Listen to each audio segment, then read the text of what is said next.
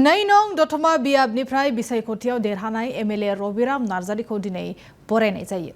बियाबनि मददगिरि रायजोफोरा बरायो बिथां रबिराम नार्जारिखौ।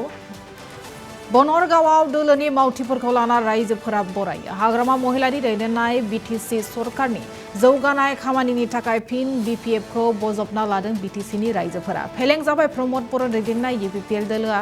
रांनि थाखाय मन्त्रि जानाया गोनांथि नङा, गोनांथिया जादों बिटिसिनि जौगानाय होनना बिबुंथि एमएलए रबिराम नार्जारिनि। बेसेबां मन्त्रि होनाय जागोन बेखौ हाइ कमान्डनि आयदा होनना बिबुंथि खालामो रबिराम नार्जारिया।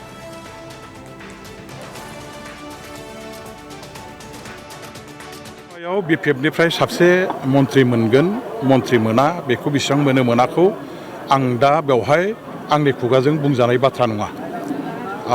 गोजौआव रायलायनाया जागासिनो दङ आरो जे साबसे मोनो जायखिजाया जोङो बिपिएफ हान्जानिफ्राय जे दाबिदों गासैखौबो मोनजोबाबाबो खिन्थु बिपिएफ हान्जानिफ्राय मन्त्रि सभायाव जोंहा बेयाव माने जोंनिनो गोदानै दा आथिखालाव देरहालांनाय एमएलएफोरनिफ्राय जोङो सायख'नानै मन्त्रि सभायाव जों मन्त्रि खालामनायनि हाबाफारिखौ जयै सावरायलायनानै लागोन। खिन्थु मोनसे खोथाया रोखा जे आंनिफ्राय आं खुनुदिन बिदि आंखौ मन्त्रि खालामनांगौ आं मन्त्रि जागोन बे दाबि दावाया आंनिफ्राय खुनुदिन थानाय नङा। आं बिपिएफनि सासे साधारन कर्मि साधारन मावथि हिसाबै रायजोफोरनि गेजेराव थानानै खामानि मावबोनाय सासे आङो बिपिएफनि कर्मिसो आरो आंनि थाखाय खुनु खामानिया गिदिरबो नङा खुनु खामानिया फिसाबो नङा।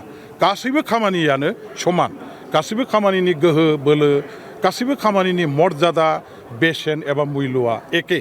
जायखि जेरावखि थाया जोङो गावबागावनि बिबानखौ रुजुननानै दलनि थाखाय खामानि मावनांगौ, ओनसोलनि आइ आफा रायजो राजा समाजनि बिटिसिनि थाखाय जों खामानि मावनांगौ आरो थांनाय 10 बोसोराव आं बेखौनो मावबोबाय थादों।